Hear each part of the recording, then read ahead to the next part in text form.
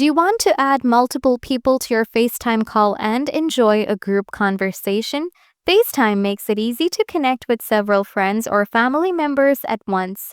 This guide will show you how to add multiple people to a FaceTime call on your iPhone. Just follow these simple steps and you'll be chatting with a group in no time. Solution 1. Start a group FaceTime call from FaceTime app.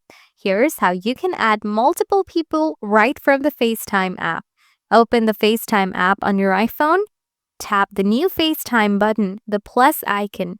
Enter the names or numbers of the people you want to call. You can add up to 32 people in a single FaceTime call.